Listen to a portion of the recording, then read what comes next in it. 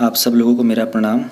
Insight के daily current affairs के discussion में आज हम लोग 11 अगस्त के टॉपिक्स डिस्कस करेंगे। 6 टॉपिक्स हैं, कुछ तो बहुत ही छोटे टॉपिक्स हैं। पहले टॉपिक देख के तो मेरे को हंसी आ रही है। मतलब भगवान राम, भगवान बुद्धा धरती छोड़ के चले गए, ज्ञान बांट के चले गए, और हम लोग इनकी सिटीजनशिप के ऊपर ही बातें कर रहे हैं। अब तक ये सिटीज़न कहाँ के थे। कोई बात नहीं, करेंगे डिस्कस जो भी कुछ है। पहले एक सबसे अच्छा वाला काम है, वो है रिवीजन का। 10 अगस्त का रिवीजन कर लेते हैं, फिर इन टॉपिक्स को स्टार्ट करते हैं। 10 अगस्त को हम लोगों ने 6 टॉपिक्स कवर किए थे, उनका क्विक रिवीजन कर लेते हैं। पहला टॉपिक था क्विट इंडिया मूवमेंट। क्यों हम लोगों ने कल इसके बारे में बात की थी? क्योंकि 8 अगस्त 2020 को 78th एनिवर्सरी मनाई गई थी। हर साल हम लोग इसे अगस्त क्रांति दिवस के नाम के रूप में मनाते हैं। सेकेंड वर्ल्ड वॉर जब हुआ था 1939 के अंदर, तब जो एक्सिस पावर्स थी, जिसका पार्ट जापान था, वो अपोज कर रहा था ब्रिटेन को। और हम लोग यहाँ पर एज्यूम कर रहे थे कि ब्रिटेन जब इंडिया में है इसलिए जापान इंडिया को अटैक कर रहा है। महात्मा गांधी जी का मानना था कि अगर ब्रिटिशर्स इंडिया को छोड़ के चले जाएंगे तो जापानीज़ हमारे ऊपर अटैक नहीं करेंगे।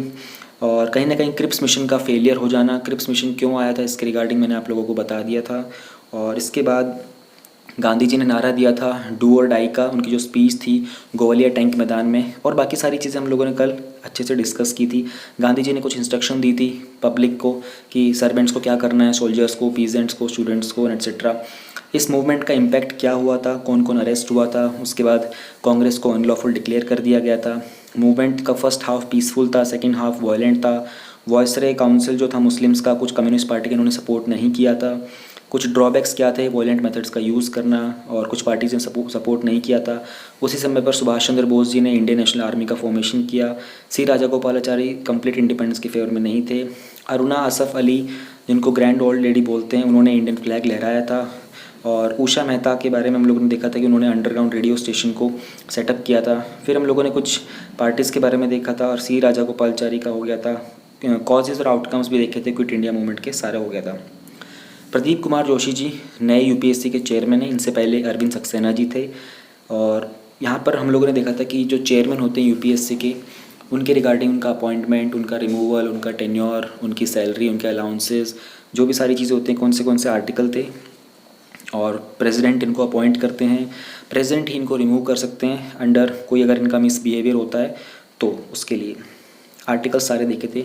रिसेंटली लोक अदालत हुई थी, ऑनलाइन सक्सेसफुली हुई थी DSLSA के द्वारा, Delhi state legal services authority के द्वारा। और समा एक ऑनलाइन डिस्प्यूट रेजोल्यूशन प्लेटफॉर्म है, उसके तहत सबको लिंक वगैरह भेजे जाते हैं।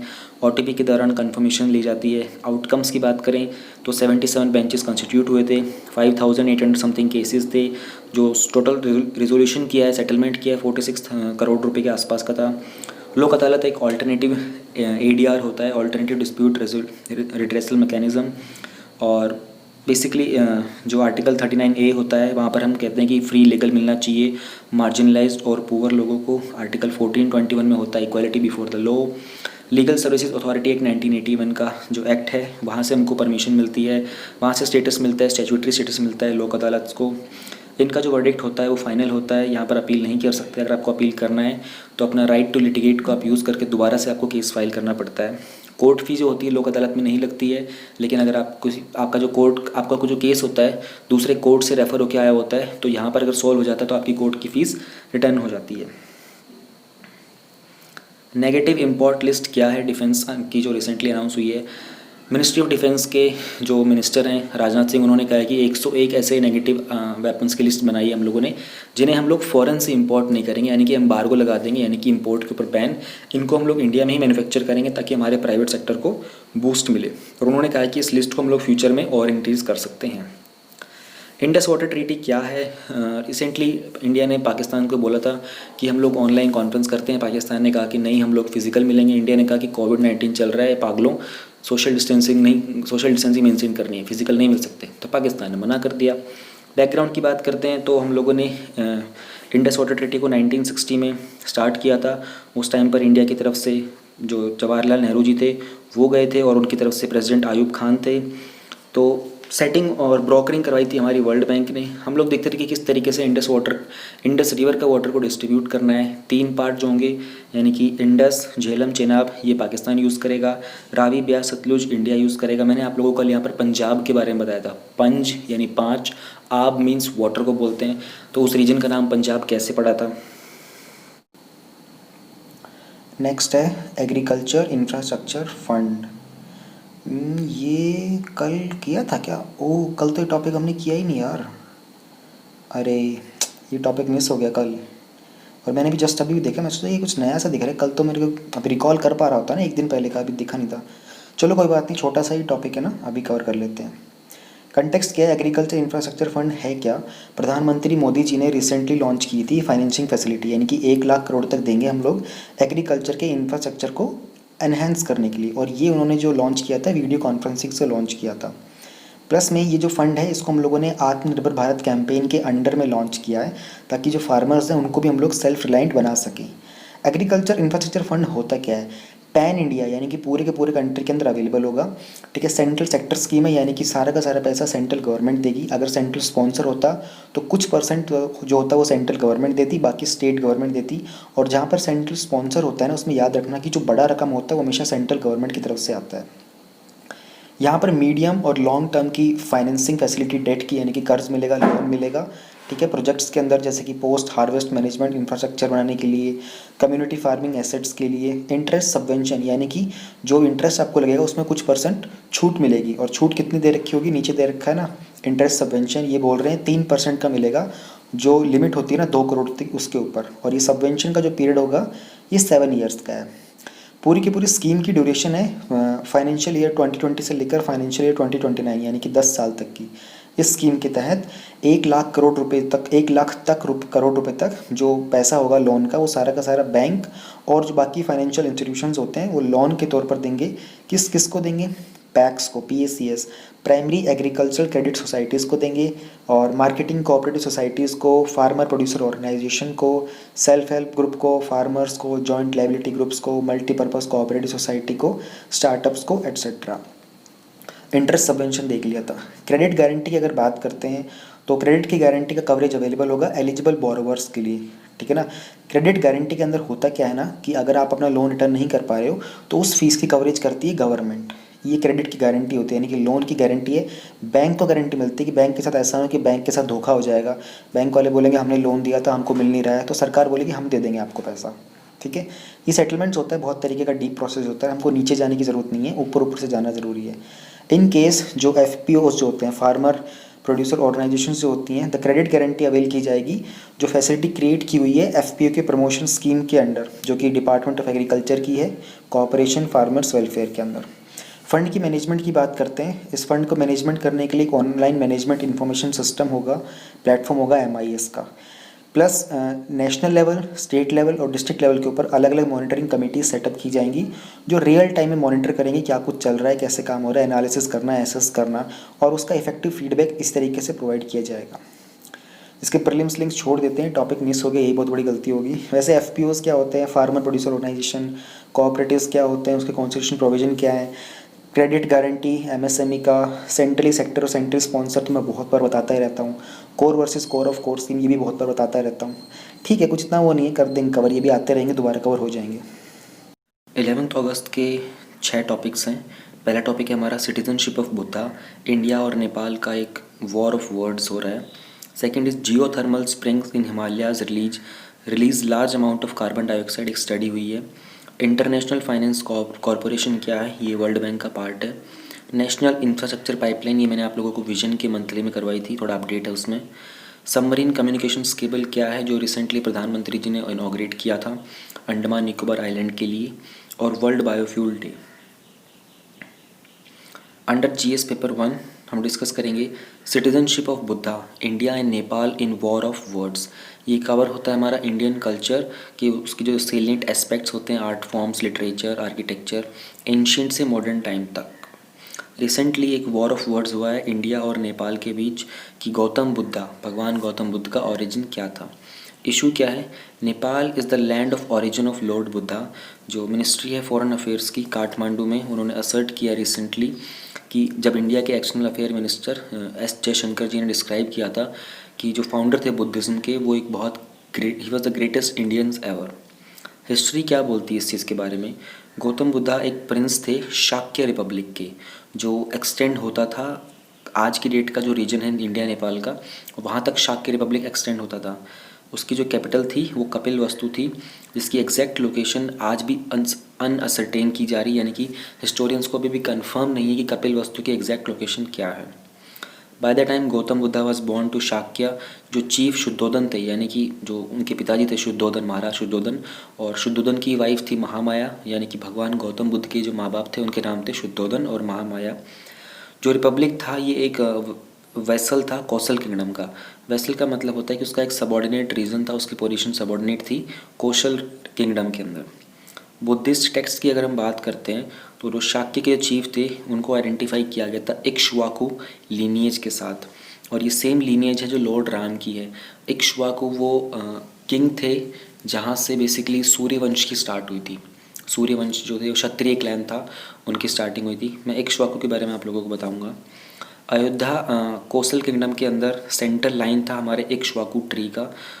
इक्ष्वाकु ट्री मतलब बेसिकली जो पूरा का पूरा रीजन था इक्ष्वाकु का, जो एक्सपेंड होता था नेपाल तक, और इंडिया के कुछ बॉर्डर्स थे जो जिस तरीके से आज नेपाल के बॉर्डर्स और इंडिया के बॉर्डर डिफाइन है, पहले इतने डिफाइंड नहीं थे।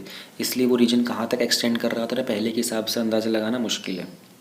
और अगर हम लोग बुद्धिस्ट टेक्स्ट की माने तो गौतम बुद्धा का जो बर्थ हुआ था तब हुआ था जब उनकी महामाया, उनकी जो माता थी, वो ट्रैवल कर रही थी। तो वो लुम्बिनी के एक पार्क में उनका जन्म हुआ था जो नेपाल में है। लुम्बिनी एक UNESCO declared world heritage site है। इंडिया के अंदर टोटल 38 वर्ल्ड हेरिटेज साइट्स हैं, और इसकी बहुत इमेंस सिग्निफिकेंस है इस एरिया की जो बुद्धिज़्म के फॉलोअर्स हैं उनके लिए। इंडिया का क्या कहना है? इंडिया का कहना है कि भगवान गौतम बुद्ध जो थे वो कपिल वस्तु में बड़े हुए थे, जो लोकेशन अभी तक कंक्लूसिवली आइडेंटिफाइड नहीं हो पाई है। उन्होंने कपिल वस्तु को छोड़ दिया था अपनी स्पिरिचुअल क्वेस्ट के लिए। फिर वो राजगृह आए थे जो कि बिहार में लोकेटेड है, और उस समय भी वो प्रिंस गौतम थे। तो अभी तक what is also conclusively non, मतलब अभी तक जो पता चला है, जो कंक्लूडेड बात है वो ये है कि उनको जो एनलाइटनमेंट हुआ था वो बोध गया में हुआ था। बोध गया इंडिया में है, बिहार में। यहाँ पर गौतम बन गए थे बुद्ध, यानी कि सिद्धार्थ गौतम से अब वो बुद्ध बन गए थे। तो उन्होंने कुछ 4 डेकेड स्पेंड किए थे अपनी लाइफ के, जहाँ पर वो लोगों ने पूरा इंडियन सिटीज़ में ट्रैवल किया था, विलेजेस में ट्रैवल किया था, इंडिया नेपाल के बॉर्डर्स पर, और नॉलेज को प्रीच किया था। गौतम बुद्ध ने डिलीवर किया था अपना पहला सरमन वाराणसी के अंदर, और वो वहाँ पर घूमते रहते, ही केप्ट वंडरिंग। मोस्टली जो वास्ट एक्सपेंस था किंगडम का, जो मगध जो राज्य था, वहाँ पर वो ट्रैवल कर रहे थे। बुद्धा ने अपनी लास्ट सांसें जो ली थी वो कुशीनगर में ली थी, जो कि ईस्टर्न यूपी का एक टाउन है। अगर हम कंक्लूड करते हैं तो गौतम बुद्धा ने एक ऐसे एरा में जन्म लिया था जहाँ पर सिटीजनशिप बेसिकली एक ऐसा कॉन्सेप्ट था जो बाउंड्री से या फिर पॉलिटिकल बाउंड्री से डिफाइन नहीं होता था। ये बाउंड्री जो थी ये बदलती रहती थी, और इनकी लाइफ को हम लोगों ने generally as a citizen of humanity consider किया था, rather than a citizen of particular territory.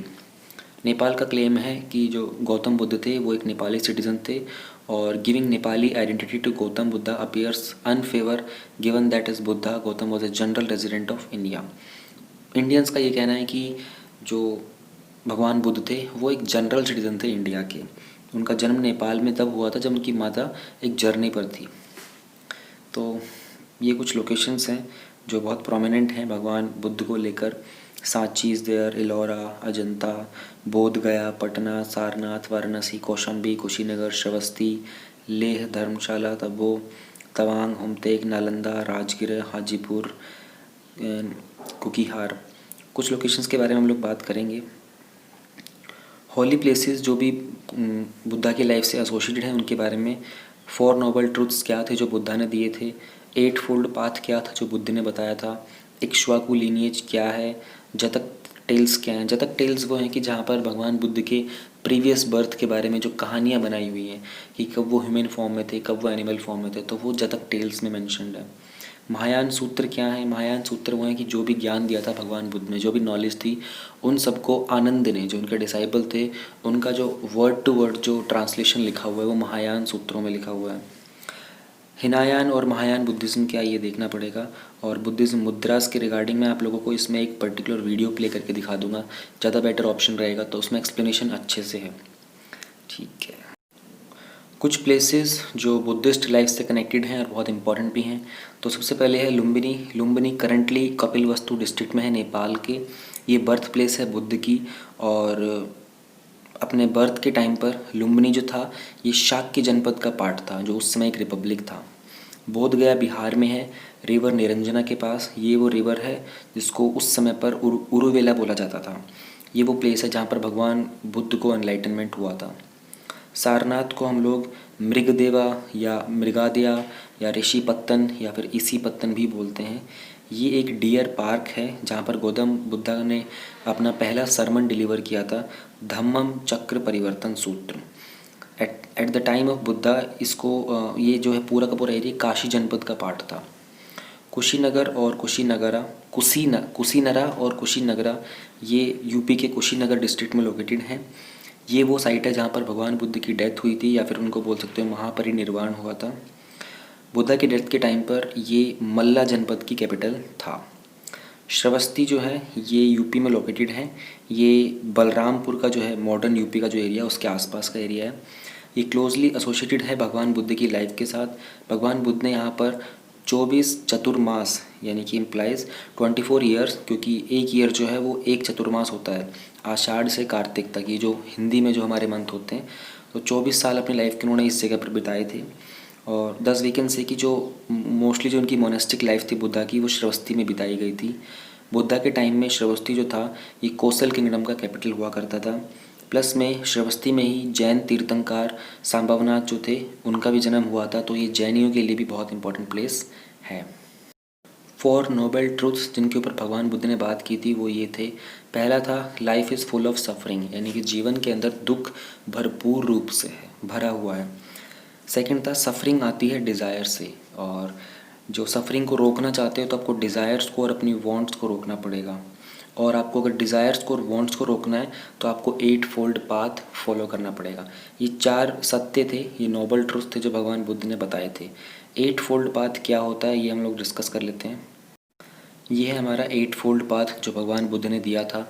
Right mindfulness, right effort, right livelihood, right conduct, right speech, right resolve, right view और राइट समाधि। ये क्वेश्चन प्रीलिम्स में पूछा गया है। UPSC ने सिविल सर्विस में पूछा है या नहीं ये मैं भी बता नहीं सकता, मैंने चेक नहीं किया। लेकिन हाँ, यूपीएससी के सिविल सर्विस के अलावा बाकी जो एग्ज़ाम्स होते हैं जनरल साइंस जिसमें होता है, वहाँ पर ये प्रीलिम्स जैसे एग्ज़ाम में ऑप्शन में पूछा ज़रूर गया है। पर्टिकुलर ऑप्शन दे देते हैं कि क्या राइट स्पीच जो है is it part of one of the भगवान बुद्धाज 8 नोबल ट्रूथ्स, या फिर और 4 ऑप्शन दे देंगे और पूछेंगे इनमें से कौन सा है जो 8 फोल्ड ट्रूथ में नहीं है। तो इस तरीके से आया था, यानी कि यूपीएससी ने किसी दूसरे एग्ज़ाम में पूछा है, मतलब सिविल सर्विसेज में कभी ना कभी पूछ सकता है। तो you must remember all these 8 points very sincerely. एक श्वाकू लीनिएज के बारे में जानने के लिए हम लोगों को थोड़ा सा पुराने लिटरेचर के अंदर इंटरेस्ट लेना पड़ेगा। वैसे ही बहुत इंटरेस्टिंग टॉपिक है। सोलर डायनेस्टी भी आप इसको इंग्लिश में बोल सकते हैं, हिंदी में अगर बोलते हो तो सूर्यवंश बोलोगे आप इसको। ये है क्या, इसको लेजेंडरी किंग जो इक्ष्वाकु थे उन्होंने इसकी स्टार्टिंग की थी सूर्यवंश की। सूर्यवंश के साथ साथ एक चंद्रवंश भी हुआ करता था, हल्की सी नॉलेज उसके बारे में यहीं पर हम लोग देख लेंगे। और इसके साथ साथ लूनर वंश था। ये जो लीनिएज थे ये क्षत्रिय वर्ण में थे। देखो हमारे 4 टाइप के वर्ण होते हैं, ब्राह्मण वर्ण, क्षत्रिय वर्ण, वैश्य वर्ण और शूद्र वर्ण। 4 तरह की कैटेगरीज हैं। ये आप लोगों ने इंडियन हिस्ट्री में पढ़ लिया होगा, नहीं पढ़ा होगा तो then you need to complete the static part first. Ram जो थे, भगवान राम, वो भी इक्ष्वाकु डायनेस्टी को ही बिलोंग करते थे। और अगर जो जैनीज़ के जो टेक्स्ट होते हैं उनकी बात करें तो 24 जैन तीर्थंकर में से 22 जो थे वो इसी डायनेस्टी को बिलोंग करते थे। बुद्धिस्ट टेक्स्ट और ट्रेडिशन की अगर बात करें तो जो गौतम बुद्ध हैं वो भी इसी डायनेस्टी को बिलोंग करते थे। इस डायनेस्टी के कुछ इंपॉर्टेंट पर्सनालिटीज़ थे जो रॉयल हाउस से बिलोंग करते थे। हल्का सा उनके बारे में नाम याद होना चाहिए, पूरे याद करने की ज़रूरत नहीं है। मांदत्री थे और मुचुकुंदा, अम्बरीशा, सागर, रघुराम और शुद्धोधन, गौतम बुद्ध वगैरह ये सब के सब थे इसमें। पुराणों के मुताबिक जो सुप्रीम परसेप्टर थे इक्ष्वाकु डायनेस्टी के थे वो थे सेज वशिष्ठ, यानी कि योग वशिष्ठ। योग वशिष्ठ की एक बहुत ही फेमस बुक भी है जहाँ पर उन्होंने भगवान राम को नॉलेज दी थी इस पूरे वर्ल्ड के एग्जिस्टेंस के बारे में। उस बुक के बेसिस के ऊपर ही हमारी मैट्रिक्स मूवी बनी है, उसके बेसिस के ऊपर ही इंसेप्शन मूवी बनी है, और उसके बेसिस के ऊपर बहुत सारी हॉलीवुड की मूवीज़ बनी हुई हैं। वो जो कॉन्सेप्ट है कि वर्ल्ड के अंदर क्या चीज़ें एग्जिस्ट करती हैं, पैरेलल कितने वर्ल्ड एग्जिस्ट करते हैं, ये योग वशिष्ठ की बुक के अंदर मेंशन्ड है। आपको इंटरेस्ट हो तो ज़रूर पढ़ना। थोड़ा सा हम लोग ओरिजिन के बारे में देखना चाहें अगर सूर्यवंश के बारे में और फिर सोलर डायनेस्टी के बारे में, तो जो दो मेजर इंडो आर्यन डायनेस्टीज़ थी जहाँ जिनके बारे में हिंदू टेक्स्ट में मेंशन किया हुआ है, एक थी चंद्रवंश और दूसरी थी सूर्यवंश। अगर हम हरिवंश की बात करें, हरिवंश के मुताबिक जो इक्ष्वाकु है वो प्राइम ऑर्जिनेटर थे इस सूर्यवंश के, और उनको जो किंगडम ग्रांट किया हुआ था उनके पिताजी वैवस्व मनु के द्वारा वो था आर्यवर्त। तो मनु थे इक्ष्वाकु के पिताजी, उन्होंने इक्ष्वाकु को आर्यव्रत दिया था, यानी कि पूरा जो भारत का रीजन था उस समय में।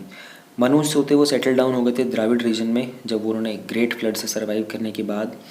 A.K. मजुमदार ये बताते हैं कि जो मनु थे उन्होंने बनाया था सरयू रिवर के ऊपर जो सिटी थी उसको, जिसे हम लोग अयोध्या बोलते हैं, जिसका मतलब होता है अयोध्य, यानी कि इनविंसिबल सिटी। इस city the city has served as capital बहुत सारे राजाओं के लिए, सोलर डायनेस्टी से लेकर, और स्पेशली वो बर्थ प्लेस है भगवान राम का जहाँ पर रिसेंटली प्रधानमंत्री जी ने भूमि पूजन भी किया है। और भगवान राम जो थे वो एक विष्णु के अवतार थे। कुछ हिंदू टेक्स्ट सजेस्ट करते हैं कि ऋषि मरीचि जो थे, जो मेन जो हमारे 7 सेजेस रहे हैं, फर्स्ट क्रिएशन थी जो ह्यूमन ब्रह्मा की, वो सजेस्ट करते हैं कि ऋषि मरीचि उसमें से एक थे।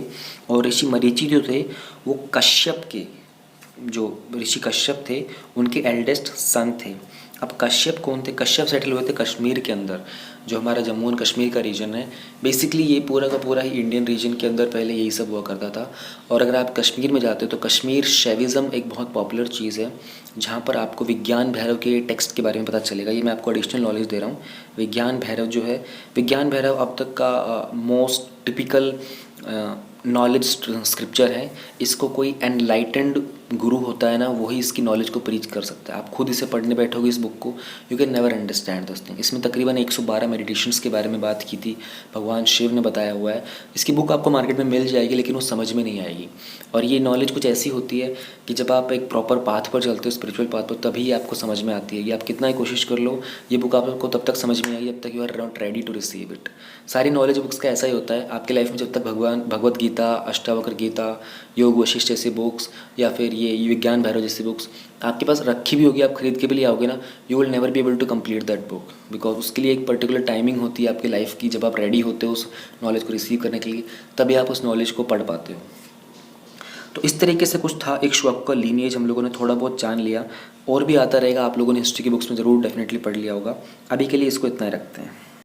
अगर हम बात करते हैं बुद्धिज़्म की, तो बुद्धिज़्म बेसिकली 2 रिलीजियस ग्रुप्स के अंदर डिवाइडेड है।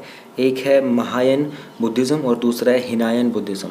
इसको थोड़ा सा अगर कॉन्सेप्चुअली समझने की कोशिश करो तो हिनायन को आप कह सकते हो कि वो एक सीड था, ठीक है ना, बुद्धिज़्म का। और महायान जो था उसका एक डेवलप्ड फॉर्म बन गया था। यानी कि महायान के अंदर ऐसा कुछ भी नहीं है जो हिनायन में ना हो। हर वो चीज़ जो हिनायन के अंदर है वो महायान में भी है। महायान के अंदर कुछ और एडिशनल डेवलपमेंट्स होके आ गए थे, ठीक है। जो मीनिंग होता है वर्ड हिनायन का, वो होता है एक स्मॉल व्हीकल, या फिर शॉर्ट सेक्ट बोल सकते हो, लघु पंथ बोल सकते हो। महायान वर्ड का जो मीनिंग होता है वो होता है बड़ा व्हीकल, वाइडर रोड, या फिर बृहद पथ बोल सकते हो। महायान का जो सेक्ट है वो एम्फसाइज करता है एक ग्रुप, यानी कि समष्टि के वेलफेयर के लिए। दोनों ही हिनायन और महायान बुद्धा के जो 4 इमेजरेबल एटीट्यूड्स थे, लव, कंपैशन, जॉय और इक्वानिमिटी, दोनों ही इन प्रैक्टिसेस को प्रमोट करते हैं। दोनों ही डिफाइन करते हैं love which is a wish for others to have happiness and the cause of happiness, compassion as wish for them to be free from suffering. Hinayana however इसके पास इन्होंने कुछ इमेजरेबल एटीट्यूड्स डेवलप नहीं किए थे, स्पेशली जो लाइन ऑफ रीजनिंग थी, जैसे कि all the beings have been our mother and so on. Rather than वो स्टार्ट करते हैं डायरेक्टिंग लव फॉर दोज जो ऑलरेडी लव हैं। बेसिकली जो एक्सटेंडिंग ये कुछ स्टेजेस के अंदर है, ये लव के रिगार्डिंग नॉलेज थी। तो मेजर जो आपको समझना है वो ये समझना है कि हिनायन जो था ये लघु पंथ था, ये शॉर्ट व्हीकल था और उसी को डेवलप करके महायान बनाया गया था। जो मैंने आपको स्टार्टिंग में बताया कि महायान के अंदर ऐसी कोई चीज़ नहीं है जो हिनायन के अंदर ना हो, ठीक है, लेकिन महायान के अंदर कुछ एडिशनल चीज़ें ज़रूर हैं उसके अलावा। तो this much will be more than enough for you to understand कि हिनायन और महायान जो सेक्ट्स हैं दो बुद्धिज़्म के, उनमें क्या डिफरेंस है।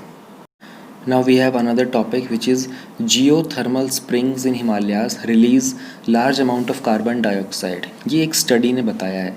ये टॉपिक हमारा कवर होता है, ज्योग्राफी का टॉपिक है, तो important geophysical phenomena such as earthquake, tsunami, volcanic activity, cyclone etcetera, geographical features, उनकी लोकेशन और क्रिटिकल जियोग्राफिकल फीचर्स में क्या चेंजेस हुए हैं। कंटेक्स्ट क्या है, Wadia Institute of Himalayan Geology कि उनके साइंटिस्ट ने रिसेंटली एक स्टडी की थी जियोथर्मल स्प्रिंग्स की हिमालयाज़ में। तो उस स्टडी की कुछ की ऑब्जर्वेशंस और फाइंडिंग्स क्या हैं, उन्होंने बताया है कि जो जियोथर्मल स्प्रिंग्स होते हैं ये कवर करते हैं कुछ 10,000 स्क्वायर किलोमीटर का एरिया गढ़वाल रीजन के अंदर। जो हिमालयाज़ का गढ़वाल रीजन है ना, गढ़वाल रीजन जो है यहाँ पर अगर हम बात करते हैं तो ये शिवालिक रेंज में पड़ता है, ठीक है। और गढ़वाल हो गया, कुमाऊँ रीजन हो गया, शिवालिक रेंज में आता है ये। यहाँ पर बहुत सारी मेजर पॉपुलर सिटीज़ आपको मालूम होंगी, जैसे कि जैसे मसूरी हो गया आपका, ठीक है, जहाँ पर आपका लवासा सिचुएटेड है, ये सारे के सारे उस रीजन में पड़ते हैं। तो इस माउंटेनियस रीजन के बारे में आपको मालूम होना चाहिए। आपको बेसिकली हिमालयाज़ के बारे में मालूम होना चाहिए कि Greater Himalayas, Trans Himalayas, Shivalik range जो भी है आपका बेसिक, सबसे बेसिक में आता है ज्योग्राफी का। जब आप पहली बार एनसीईआरटी स्टार्ट करोगे अपनी स्टैटिक की तो उस जगह पर ही आएगा। ये एग्ज़ाम में बिल्कुल पूछा जा सकता है, इस बेसिस के ऊपर आपके एडवांस लेवल के टॉपिक्स क्लियर होते हैं। जैसे ये एक टॉपिक है, अब आपको यहाँ पर गढ़वाल रीजन हिमालयाज़ आ गया, तो अगर आपको बेसिक्स पता होगा तो आपको सीधा क्लिक करेगा कि अच्छा शिवालिक रेंज की बात की जा रही है, यानी कि गढ़वाल रीजन कहाँ पर सिचुएटेड होगा। फिर हमने एक दो सिटीज़ के नाम लेते हैं तो आपको फिर भी आइडिया लग जाएगा। हिमालयाज़ जो हैं वो कुछ 100 के आसपास वहाँ पर जियोथर्मल स्प्रिंग्स हैं जो ह्यूज अमाउंट में कार्बन डाइऑक्साइड एटमॉस्फेयर में रिलीज़ करते हैं। ये जियोथर्मल स्प्रिंग्स क्या होते हैं, बेसिकली अर्थ के अंदर जो हीट होती है ना, जियो मतलब अर्थ, थर्मल मतलब हीट, उस हीट के कारण कुछ पानी होता है जो अर्थ से बाहर आता है फव्वारे की फॉर्म में, स्प्रिंग की फॉर्म में। आप लोगों को मालूम होगा, जैसे आप लोग कभी अगर कोई बद्रीनाथ गया होगा या फिर कोई बहुत सारी और भी प्लेसेस होती हैं। मैं फ़िलहाल रिसेंटली बद्रीनाथ को रिकॉल कर पा रहा हूँ, इवन केदारनाथ में भी हैं। आप जब भी हिमालयन उत्तराखंड की तरफ जाते हो तो कुछ माउंटेन रीजन्स में कुछ पर्टिकुलर प्लेसेस होती है, वहाँ पर एक गर्म पानी का चश्मा बोलते हैं हिंदी में इसको। गर्म पानी वहाँ से ज़मीन से निकल रहा होता है, तो अर्थ की हीट के कारण वो बाहर आ रहा होता है। प्रोसीजर क्या होता है, उसकी साइंस क्या होती है, वो हम लोग यहाँ नीचे पढ़ेंगे हॉट वाटर की, लेकिन मैं आपको एक बार बताने की कोशिश कर रहा हूँ। हॉट स्प्रिंग एक स्प्रिंग होता है जहाँ पर एक जियोथर्मली हीटेड ग्राउंड वाटर जो होता है वो अर्थ की क्रस्ट से बाहर आता है। आप लोगों को मालूम होगा, और वो पानी इतना काफ़ी गर्म होता है लेकिन वो बहुत ही अच्छा होता है। लोग उसमें बहुत नहाते धोते बहुत है, उस पानी को बहुत कंजर्व भी कर सकते हैं जितना वो आसपास के लोग जो होते हैं, तो वो काफ़ी अच्छा पानी होता है। मोस्टली जो जियोथर्मल वाटर होता है ये इवेपोरेशन के कारण डोमिनेट किया जाता है, ठीक है, जो सिलिकेट रॉक्स की वेदरिंग होती है। इसके पीछे साइंस क्या है, इसको थोड़ा सा ध्यान से सुनने की कोशिश करना। As we know, deeper we go down the earth, hotter it gets and find magma. Magma होता है molten rock and the outer core of the earth. ये जो मैग्मा है ये सराउंडेड होता है different layers of the earth के कारण, और जो मैग्मा का जो टेम्परेचर होता है वो कुछ इतना ज़्यादा होता है। अब आप उसको याद कर सकते हो, ठीक है। तो जितना हम अर्थ के अंदर नीचे की तरफ जाएंगे उतनी हीट बढ़ती जाती है, क्योंकि ऊपर बहुत सारे लेयर्स हैं, प्रेशर है, और वाटर जो है वो अपर सरफेस के ऊपर होता है ओशन का। हालांकि कहीं ना कहीं वो हेल्प करता है, लेकिन फिर भी जितना अर्थ के अंदर जाएंगे हीट वहाँ पर इंक्रीज़ करती जाएगी। Next is saying if there is a crack और the thrust fault in the layers of the earth, one layer of the crust breaking and being thrust over another, ठीक ना, उसके कारण tremendous amount of heat will be transferred from the magma to the surrounding rocks. यानी कि जो भी thrust fault होते हैं, अगर वहाँ पर कोई क्रैक वगैरह आ जाता है या फिर अर्थ के लेयर्स के अंदर, जहाँ पर एक लेयर ऑफ क्रस्ट का होता है वो ब्रेक करता है और दूसरे को थोड़ा सा थ्रस्ट करता है, तो बहुत ट्रेमेंडस अमाउंट के अंदर हीट जो होती है वो रिलीज़ होती है उस मैग्मा के कारण, और फिर वो आसपास के रॉक्स में ट्रांसफ़र हो जाती है। Now, all that thermal energy will be transferred from the rocks along with the thrust fault to the water present down there. अब वो जो हीट है उस पत्थर के कारण, उस पत्थर के आसपास जो पानी होगा उस पूरे पानी में वो हीट ट्रांसफ़र हो जाएगी। As the temperature of the water increases, उसकी डेंसिटी डिक्रीज़ होगी, जिसके कारण हॉट वाटर के अंदर एक राइज होता है सरफेस की तरफ, और ये एक स्प्रिंग की फॉर्म में बाहर निकलता है ज़मीन से। मुझे लगता है आप लोगों को कुछ फ़ोटोज़ दिखा देनी चाहिए, तब आपको आसानी से समझ में आएगा। जैसे ये एक हॉट स्प्रिंग है, चुमाथांग रीजन जो है वहाँ पर है ये, और ये लद्दाख का एरिया है, ठीक है। एंड इसके अलावा अगर हम बात करते हैं तो ये पानामिक है। देखो इस तरीके से अर्थ से ना ये मेल्टेड रॉक हो गया ना, यहाँ से ये गर्म पानी निकल रहा है पूरा का पूरा बाहर, ठीक है। और इसके अलावा बात करते हैं तो मणिकरण हॉट स्प्रिंग्स हैं, जो आपको थोड़ी सी ये स्टीम दिखाई दे रही है ना, ये वो गर्म पानी की स्टीम है, यानी कि जो पानी गर्म होने के बाद जो भाप निकलती है। खीर गंगा का जो रीजन है वहाँ पर भी ये हॉट स्प्रिंग्स अवेलेबल हैं। ताता पानी हॉट स्प्रिंग्स हैं। ताता पानी जो जगह का नाम है ना, ताता वर्ड जो होता है ना हरियाणवी में गर्म को ताता बोलते हैं, तो ताता पानी यानी कि गर्म पानी, ये वहाँ से ये वर्ड निकल के आया है। कसोल का जो रीजन है यहाँ पर भी आपको हॉट स्प्रिंग मिल जाएंगे। एंड बहुत सारे और भी बहुत सारे प्लेसेस होंगे जहाँ पर आपको ये हॉट स्प्रिंग्स मिल सकते हैं। वशिष्ठ हॉट स्प्रिंग्स आएंगे, ठीक है। ये देखो ये जैसे लोग पानी के अंदर पैर लटका के बैठे हैं ना, ये पानी एक्चुअल में बहुत गर्म है, ओके, पर ये इतना गर्म नहीं है। तपोवन का एरिया जो होगा, देखो इस तरीके से कुछ गर्म पानी के कारण जो मेल्टेड रॉक होता है वो भी बाहर आता रहता है। इस रॉक के अंदर वो हीट है, ये जो आपको पानी, ये जो पत्थर दिख रहा है येलो येलो सा, ये वो गर्म पत्थर होता है, इसकी हीट जो होती है इस पानी को गर्म कर देती है ये। तो मुझे लगता है आपको समझ में आ गया होगा। प्रीलिम्स लिंक के अंदर हमारे पास क्वेश्चन थे, हॉट स्प्रिंग्स क्या होते हैं, साइंस क्या होती है इसके बिहाइंड, हॉट स्प्रिंग्स का example, division of Himalayas, overview of Garhwal region. इसमें सिर्फ डिवीजन ऑफ हिमालयाज़ जो हम लोगों ने नहीं किया, मुझे नहीं लगता कि मुझे आपको डिवीजन ऑफ हिमालयाज़ करवाने की ज़रूरत है, क्योंकि ये सुपर बेसिक हो जाता है, मतलब इतना बेसिक हो जाता है कि ये तो स्कूल में भी बहुत बार किया हुआ होता है, एनसीईआरटी में मेंशनड ही होता है। वही ग्रेट हिमालयाज़ क्या है, ट्रांस हिमालयाज़ क्या है, शिवालिक रेंज क्या है, कहाँ से कहाँ तक एक्सटेंड होता है, ये सारा का सारा डिवीजन ऑफ हिमालयाज़ है। तो इस पार्ट को मैं आपके लिए स्किप कर दूंगा, बाकी सारे मैंने आपको दिखाई दिए, एग्जांपल्स मैंने आपको अभी भी दिखा दिए हॉट स्प्रिंग्स के। GS paper 2, international finance corporation क्या चीज़ है। ये टॉपिक कवर होता है हमारा इम्पॉर्टेंट इंटरनेशनल इंस्टीट्यूशंस में, एजेंसीज़, उनका फोरा, उनका स्ट्रक्चर, उनका mandate. International finance corporation invest करेगा $10 मिलियन इंडिया पार्टनर्स फंड 2 में प्रोडक्ट स्टार्टअप्स के लिए। तो आईएफसी क्या है, फंडिंग क्यों कर रहा है? एक इंटरनेशनल फाइनेंशियल इंस्टीट्यूशन है जो इन्वेस्टमेंट ऑफ़र करता है, एडवाइजरी भी देता है और एसेट मैनेजमेंट सर्विसेज भी प्रोवाइड करता है, ताकि प्राइवेट सेक्टर की डेवलपमेंट को एनकरेज कर सकें, स्पेशली डेवलपिंग कंट्रीज़ के अंदर। आईएफसी वर्ल्ड बैंक ग्रुप का पार्ट है और इसके हेडक्वार्टर जो हैं वो वाशिंगटन डीसी में है, यूनाइटेड स्टेट्स के अंदर। वर्ल्ड बैंक के जितने भी हैं इनके बेसिकली आपको हेडक्वार्टर्स वाशिंगटन डीसी में मिलेंगे मोस्टली। वर्ल्ड बैंक ग्रुप के ये 5 पार्ट्स आपको पता होना चाहिए, आईबीआरडी, आईडीए और IFC, multilateral investment guarantee agency, और आईसीएसआईडी। जनरली इन 2 ग्रुप्स को मिलाकर के हम लोग वर्ल्ड बैंक बोलते हैं, ठीक है। वाशिंगटन डीसी में हेडक्वार्टर्स एस्टेब्लिश हुआ था 1956 में। जो वर्ल्ड बैंक का ग्रुप है उसका प्राइवेट सेक्टर आर्म के तौर पर ये एस्टेब्लिश किया गया था। इसका बेसिक काम था इकोनॉमिक डेवलपमेंट करना। कैसे? By investing strictly for the profit and commercial projects, जिनका मेन एम होगा पॉवर्टी को रिड्यूस करना और डेवलपमेंट को प्रमोट करना। आईएफसी को ओन करते हैं उसी के मेंबर कंट्रीज़, और इनका खुद का एक एग्जीक्यूटिव लीडरशिप होता है, स्टाफ होता है जो इनके नॉर्मल बिजनेस ऑपरेशंस को कंडक्ट करता है। ये कॉरपोरेशन है जहाँ पर शेयर होल्डर्स जो हैं वो मेंबर गवर्नमेंट्स होते हैं, ऑल राइट। और जो पेड इन कैपिटल होता है उसी के अकॉर्डिंग इनका राइट टू वोट मिलता है किसी भी मैटर के ऊपर, यानी कि जितना आप कैपिटल इसमें इन्वेस्ट करते हो, जितना आपका, देखो हर एक इंटरनेशनल एजेंसीज, इंटरनेशनल जो इंस्टीट्यूशंस है ना, एक्सेप्ट फ्यू, वहाँ पर यही होता है, आपका वोटिंग राइट की जो पावर होती है ना, वोटिंग शेयर होता है, वो डिपेंड करता है कि आपने कितना पैसा उसमें इन्वेस्ट किया हुआ है। लेकिन जैसे ब्रिक्स की अगर हम बात करते हैं, ठीक है, जहाँ पर Brazil, Russia, India, China, south Africa है, यहाँ पर इक्वल वोट शेयर होता है। यहाँ पर ये नहीं होता कि आपने कितना पैसा इन्वेस्ट कर रहे हो, क्या कर रहे हो, वोट शेयर बिल्कुल इक्वल रहेगा, ठीक है। तो कुछ, लेकिन मोस्टली जो इंस्टीट्यूशंस हैं इंटरनेशनल, वहाँ पर जिस कंट्री ने जितना ज़्यादा कैपिटल इनपुट किया होता है उसके अकॉर्डिंग उनका वोट शेयर बढ़ जाता है। तो 2009 से आईएफसी का जो फोकस है वो एक particular set of development goals के ऊपर है, और इसके जो गोल्स हैं वो इंक्रीज़ करते हैं सस्टेनेबल एग्रीकल्चर अपॉर्चुनिटीज़ को, हेल्थ केयर के इम्प्रूवमेंट के लिए, एजुकेशन के इम्प्रूवमेंट के लिए, और बहुत सारे माइक्रो फाइनेंस और बिजनेस क्लाइंट्स की फाइनेंसिंग को एक्सेस करवाना, एडवांस लेवल का इंफ्रास्ट्रक्चर प्रोवाइड करवाना, स्मॉल बिजनेसेस को हेल्प करना उनकी रेवेन्यूज़ को ग्रो करने में, और क्लाइमेट की हेल्थ में इन्वेस्ट करना। 2009 से इन्होंने अपने सेट ऑफ डेवलपमेंट गोल्स बना लिए हैं।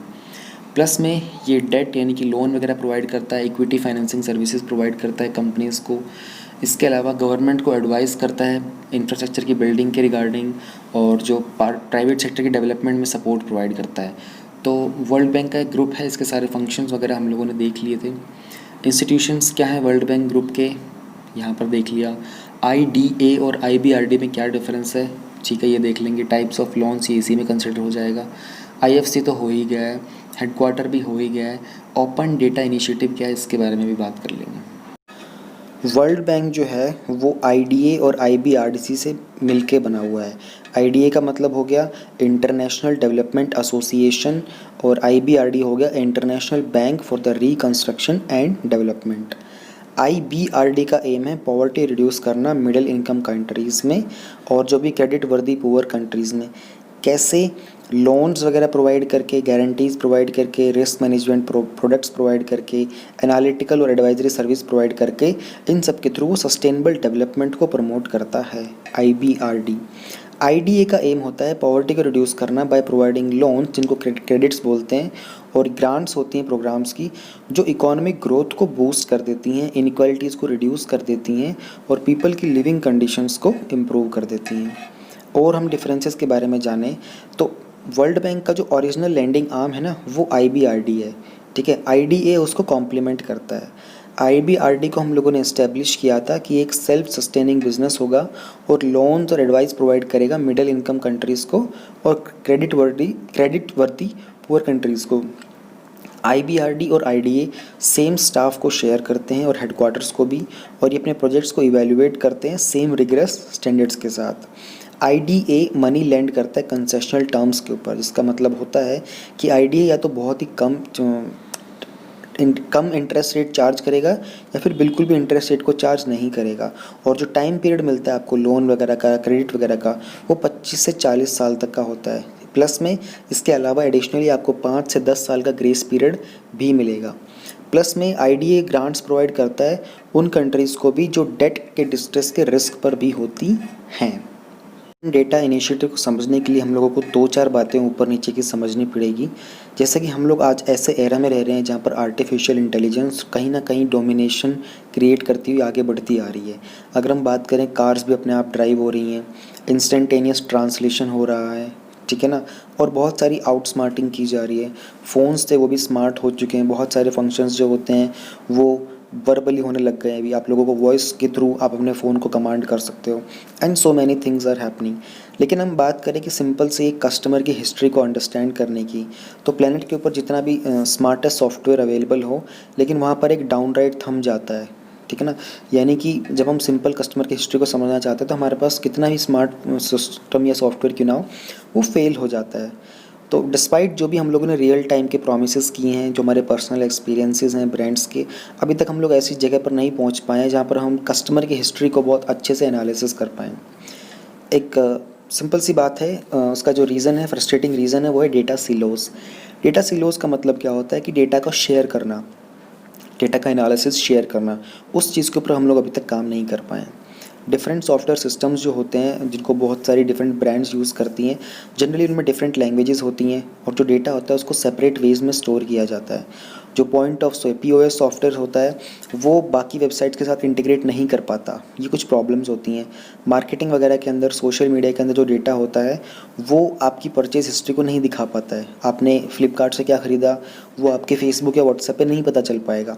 तो बेसिकली डेटा के अंदर एक डिफरेंस क्रिएट हुआ है, एक वेराइटी है वहाँ पर, जहाँ पे उसकी एक सिंक्रोनिटी नहीं है, एक सिनर्जी नहीं हो पा रही है। इस पूरी की पूरी चीज़ को एक साथ लाने के लिए माइक्रोसॉफ्ट ने एक इनिशिएटिव लिया था जिसका नाम है ओपन डेटा इनिशिएटिव। एक प्रोजेक्ट है, माइक्रोसॉफ्ट, SAP, SAP और एडोबी का ऑफिशियली इन्होंने पार्टनर किया है, ठीक है ना। आइडिया है कि जो डेटा है ना उसको एक सेंट्रल बैंक बनाएंगे डेटा का, वहाँ पर स्टोर करेंगे ताकि डिफरेंट सिस्टम्स के अंदर ये डेटा स्मूथली फ्लो कर सके। ऑलराइट। जो पार्टिसिपेटिंग कंपनीज होंगी उन्होंने इसको पार्टली फिल्ड किया है कि कस्टमर के डेटा को सेफ गार्ड करेंगे, उनके प्रिवेसी को मेंटेन करके रखेंगे, ठीक है ना। सेंट्रल लेक इसको नाम दिया जाएगा, डेटा लेक। वहाँ पर ये सारा का सारा माइक्रोसॉफ्ट के अज्योर क्लाउड प्लेटफॉर्म के ऊपर स्टोर होगा और ये बाई डायरेक्शनली मूव करेगा, यानी कि पार्टिसिपेटिंग एप्लीकेशंस पे भी और प्लेटफॉर्म से भी। अगर हम डीपर लेवल की बात करें तो इस मूव के कारण कंपनीज को ज़्यादा वैल्यू एक्सट्रैक्ट करने को मिलेगी अपने कस्टमर्स के कारण, कस्टमर्स के थ्रू। एक बिजनेस जहाँ पर कस्टमर का मार्केटिंग डेटा स्टोर होगा एक प्लेटफॉर्म के अंदर, वो उसकी कॉरस्पॉन्डिंग डेटा सेल्स को उसके दूसरे ऑपरेशनल डेटा के साथ मैच कर पाएगा। ऑलराइट, तो यहाँ से आप ज़्यादा वैल्यू एक्सट्रैक्ट कर पाओगे, ज़्यादा वैल्यू एक्सट्रैक्ट कर पाओगे यानी कि ज़्यादा अच्छी फैसिलिटीज़ प्रोवाइड कर पाओगे। इसलिए ओपन डेटा इनिशिएटिव बहुत यूज़फुल कॉन्सेप्ट है। नेक्स्ट अंडर जीएस पेपर 3 हम लोग कवर करेंगे national infrastructure pipeline, infrastructure energy के टॉपिक में। देखो मैंने एनआईपी विजन की मंथली कंपाइलेशन जो थी ना अप्रैल की, उसमें इकोनॉमिक्स का पहला टॉपिक यही था। वहाँ पर ये चीज़ और ज़्यादा डिटेल में थी क्योंकि विजन की जो मंथली कंपाइलेशन होती है वो थोड़ी डिटेल्ड आती है। वहाँ पर ये पूरा एक्सप्लेन किया था, किसी को बहुत डिटेल में जानना हो तो वहाँ पर जाकर देख सकता है।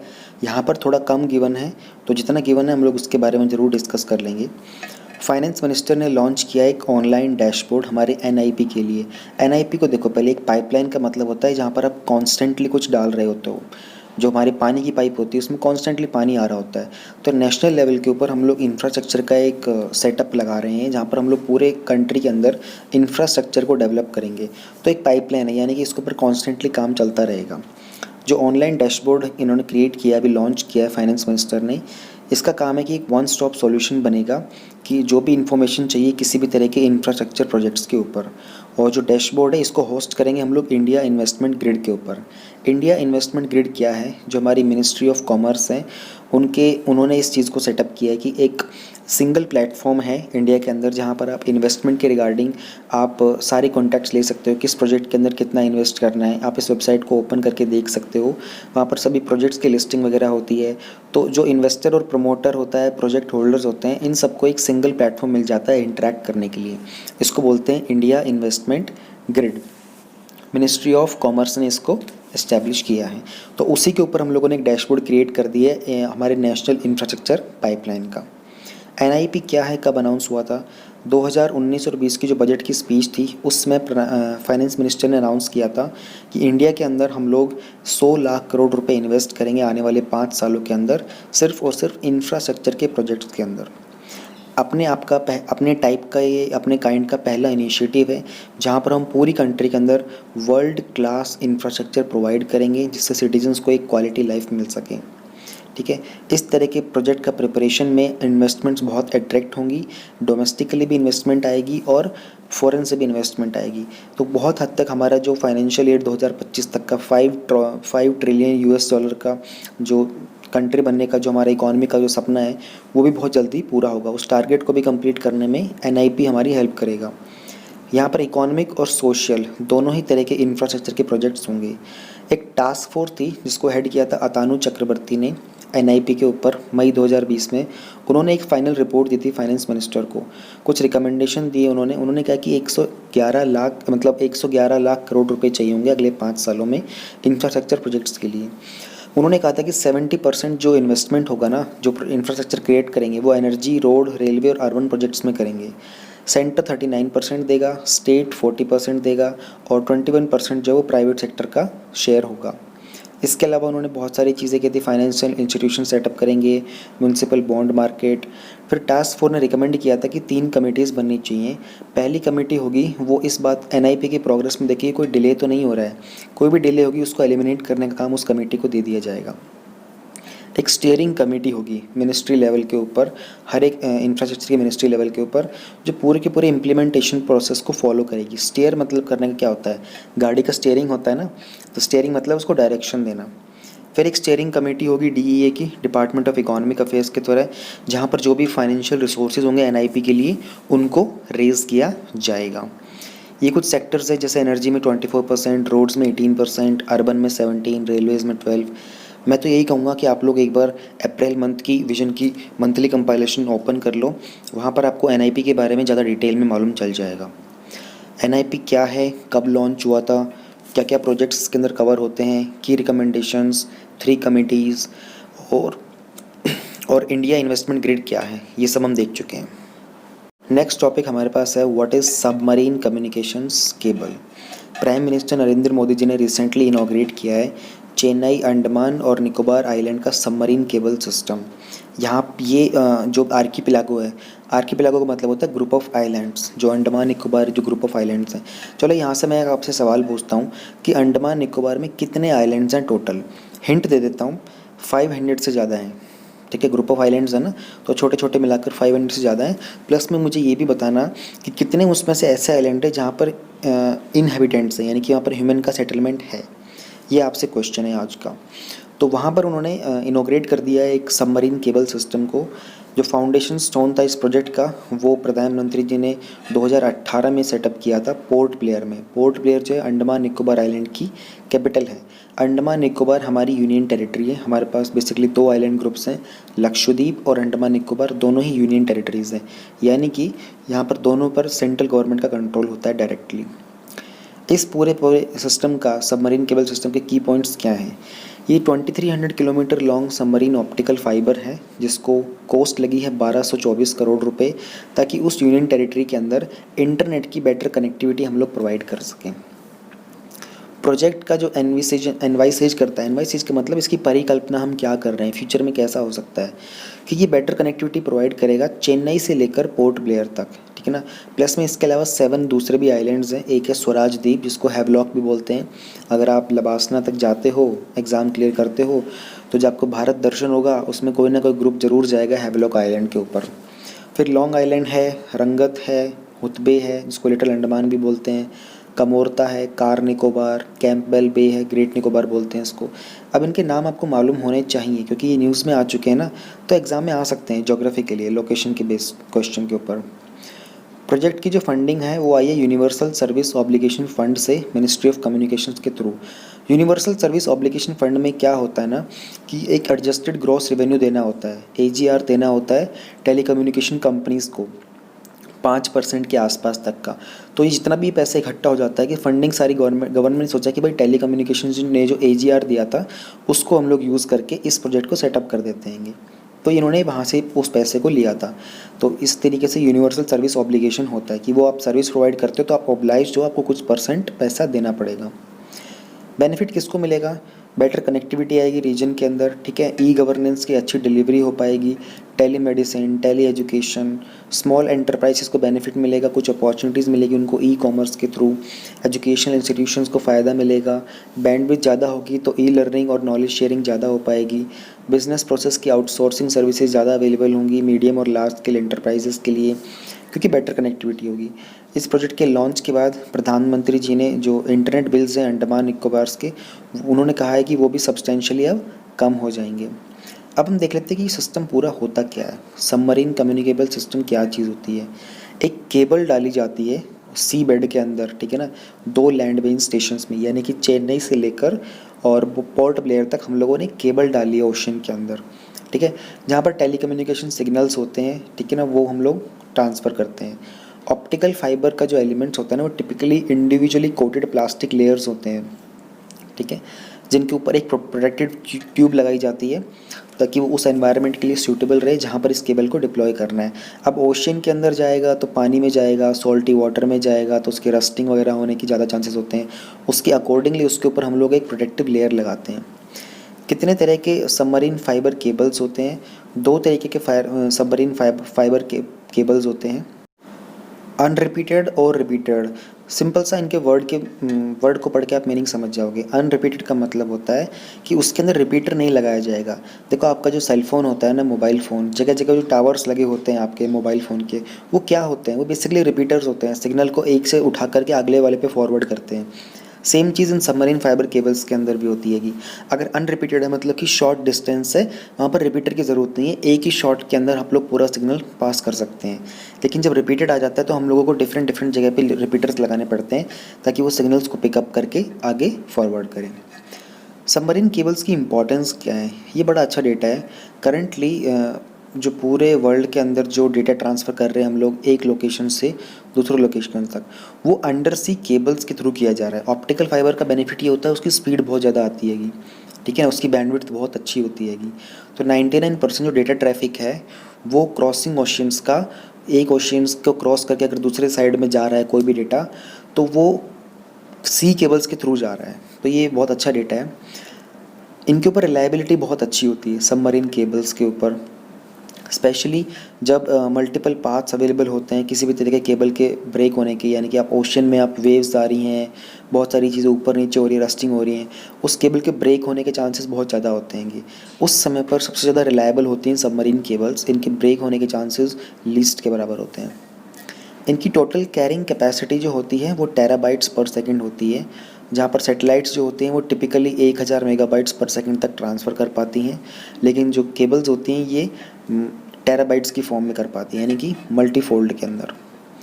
इनको लेकर चैलेंजेस क्या होते हैं? चैलेंजेस होते हैं मल्टी टेराबिट हो गया, transoceanic submarine cable system में बहुत सारे मिलियंस ऑफ डॉलर्स लगते हैं इसको कंस्ट्रक्ट करने के लिए। अंडमान एंड निकोबार वाला जो हम लोगों ने सेटअप किया है इसको देख लेते हैं। ये हमारे अंडमान निकोबार आइलैंड्स हैं, इसका ये ग्रुप है। ये लॉन्ग आइलैंड, रंगत, port Blair, Havelock, little Andaman, car Nicobar, Kamorta. यहाँ चेन्नई से हम लोगों ने इस केबल को डाला है यहाँ तक, पोर्ट ब्लेयर तक, और पोर्ट ब्लेयर के बाद हम लोगों ने वहाँ से आगे उसमें फर्दर उसमें एक्सटेंशन प्रोवाइड कर दिया है बाकी ग्रुप्स के अंदर।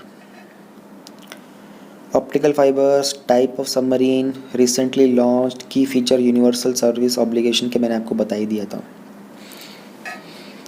Now we have world biofuel day. This topic is covered अंदर कंजर्वेशन रिलेटेड इश्यूज। कंटेक्स्ट क्या है? वर्ल्ड बायोफ्यूल डे ऑब्जर्व किया जाता है हर साल 10 अगस्त को। क्यों? ताकि हम लोग कुछ अवेयरनेस रेज कर सकें नॉन फॉसिल फ्यूल्स के लिए, जो कि एक ऑल्टरनेटिव है हमारे कन्वेंशनल फॉसिल फ्यूल्स का। इस दिन हम लोग ऑनर करते हैं रिसर्च एक्सपेरिमेंट्स जो किए थे sir Rudolf Christian Karl Diesel ने, जो डीजल इंजन के इन्वेंटर हैं। उन्होंने एक इंजन को रन किया था पीनट ऑयल से 1893 के अंदर। इंडिया के अंदर इस दिन को हम लोग इस दिन को सेलिब्रेट करने के लिए रिस्पॉन्सिबल है ministry of petroleum and natural gas. 2015 से सेलिब्रेट कर रहे हैं। इस बार 2020 की जो थीम है वर्ल्ड बायोफ्यूल डे की, वो है इंडिया के अंदर बायोफ्यूल्स टुवर्ड्स आत्मनिर्भर भारत। इस साल का बड़ा टॉपिक है आत्मनिर्भर भारत, कोविड-19, नेशनल एजुकेशन पॉलिसी और CAA और NRC, और मतलब ये कुछ मेन टॉपिक्स हैं जिनके ऊपर आपको मालूम होना चाहिए। One nation one ration card scheme हो गया, और इसके अलावा मेजर यही है। इनके अंदर अब डेप्थ में आपको इनके डिटेल मालूम होनी चाहिए।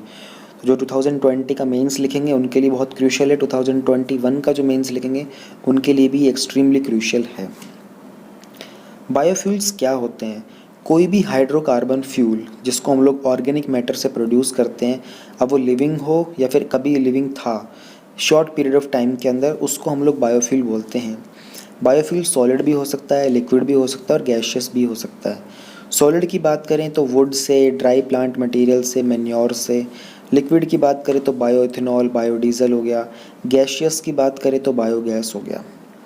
बायोफ्यूल्स की क्लासिफिकेशन देख लेते हैं। ये टॉपिक मैं पहले करवा चुका हूँ, ठीक है। जिन लोगों ने किया होगा उनका रिवीजन हो जाएगा, उनको याद आएगा सडनली, यार हाँ कभी तो किया था ये। पहला होता है फर्स्ट जनरेशन बायोफ्यूल्स। इसको हम लोग कन्वेंशनल बायोफ्यूल भी बोल सकते हैं। ये फूड प्रोडक्ट से बनता है, यानी कि फीड स्टॉक से, बेसिकली स्टार्च हो गया, शुगर हो गया, वेजिटेबल ऑयल हो गया। तो ह्यूमन फूड में से जो हम बायोफ्यूल बनाते हैं उसको हम लोग फर्स्ट जनरेशन बायोफ्यूल बोलते हैं। Then we have second generation biofuel. ये बनता है सस्टेनेबल फीड स्टॉक के कारण, ठीक है ना। तो हम लोगों को अवेलेबिलिटी देखनी पड़ती है, उसका ग्रीन हाउस गैस एमिशन क्या हो सकता है, प्लस में फूड सप्लाई को कितना थ्रेटन करेगा अगर हम लोग उस पर्टिकुलर चीज़ को बनाएंगे तो। ऑलराइट, इस सेकंड जनरेशन को हम लोग एडवांस बायोफ्यूल भी बोल सकते हैं। जो सेकंड जनरेशन बायोफ्यूल होता है वो एक फूड क्रॉप ही होता है। हालांकि कुछ सर्टेन फूड क्रॉप्स होते हैं जो सेकंड जनरेशन फ्यूल बन जाते हैं जब उनकी कंजम्पशन की ज़्यादा यूज़ नहीं होता है। Alright, then comes third generation biofuel. इनको हम डिराइव करते हैं अलगी से, ठीक है। इनकी अपनी एक अलग से क्लास होती है और एक यूनिक प्रोडक्शन मैकेनिज़्म होता है। बेटर ये होता है इसके अंदर कि जो भी हमारे फर्स्ट और सेकंड जनरेशन के ड्रॉबैक्स होते हैं ना, वो सारे के सारे थर्ड जनरेशन में मिटिगेट होने लग जाते हैं, यानी कि उनके ड्रॉबैक्स यहाँ पर ऑलमोस्ट ख़त्म हो जाते हैं।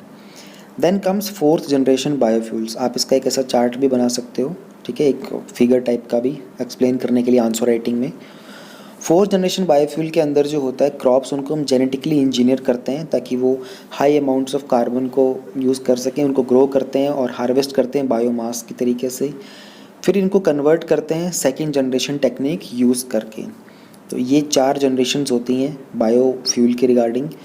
बायोफ्यूल क्या होता है, उसकी कैटेगराइजेशन क्या होती है, नेशनल पॉलिसी क्या है बायोफ्यूल्स की, एथेनॉल क्या होता है and how is it produced. National policy on biofuels को हम लोगों ने इंट्रोड्यूस किया था 2009 के अंदर और इसको अप्रूवल मिला था यूनियन कैबिनेट से 2018 मई में। इस पॉलिसी का एम है कि हम लोग के पास एक इंडिकेटिव टारगेट होना चाहिए। 20% ब्लेंडिंग करेंगे हम बायोफ्यूल्स की फॉसिल फ्यूल्स के साथ 2030 तक। अगर हम बात करते हैं, गवर्नमेंट ने कुछ एम्बिशियस गोल सेटअप किए हैं एनर्जी सेक्टर के लिए, जिसमें हम लोग इलेक्ट्रिफिकेशन करना चाहते हैं सभी विलेजेस का 2019 तक। ये पुराना आर्टिकल है तो उसके अकॉर्डिंग ये डेट हैं। अब ये चीज़ एक्सटेंड हो चुकी है।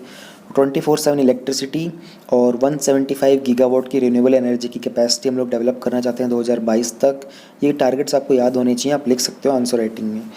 प्लस में हम लोग एनर्जी के अंदर एनर्जी के एमिशंस में रिडक्शन करना चाहते हैं, उसकी इंटेंसिटी को 33 से 35% तक 2030 तक, और 40% इलेक्ट्रिसिटी हम लोग नॉन फॉसिल फ्यूल से जनरेट करना चाहते हैं 2030 तक। इस तरीके से कुछ हमारी नेशनल पॉलिसी है बायोफ्यूल्स की। ये आता है ministry of non renewable energy के अंडर। Then we had to understand ethanol. Ethanol को हम लोग जनरली बायोमास से बनाते हैं। एक क्लियर कलरलेस अल्कोहल होता है जो वैरायटी ऑफ बायोमास से बनाया जाता है। बायोमास मटेरियल जो कि फीड स्टॉक्स होते हैं उनसे बनाया जाता है। एथेनॉल फ्यूल का प्रोडक्शन जो होता है वो एक माइक्रोबियल फर्मेंटेशन के थ्रू हम लोग करते हैं। अभी तक की जो एथेनॉल से जो पहली प्रोडक्शन कार थी ना, जो एंटायरली एथेनॉल से रन कर रही थी, वो 1978 में ब्राज़ील में फियाट 147 कार थी। एक फैक्ट है जो आपको थोड़ा सा याद हो तो अच्छी बात है। अगर हम प्रोडक्शन की बात करते हैं तो जो वेरियस वेज होती हैं एथेनॉल के फ्यूल के प्रोडक्शन की, उसमें मोस्ट कॉमन होता है फर्मेंटेशन। बेसिक स्टेप्स होते हैं कि लार्ज स्केल का प्रोडक्शन करेंगे एथेनॉल्स का, तो उसमें माइक्रोबियल फर्मेंटेशन होता है शुगर का, डिस्टिलेशन होता है, डिहाइड्रेशन होता है, डीनेचरिंग होता है। फर्मेंटेशन से पहले कुछ क्रॉप्स की हाइड्रोलिसिस करना पड़ता है, ठीक है, उनके कार्बोहाइड्रेट्स का, जैसे कि सेल्यूलोज को, स्टार्च को शुगर में कन्वर्ट करना पड़ता है। जो सैकारिफिकेशन होता है ना, उसको बोलते हैं सेल्यूलोलाइसिस। और प्लस में स्टार्च को शुगर में कन्वर्ट करने के लिए हम लोगों को एंजाइम्स का यूज़ करना पड़ता है।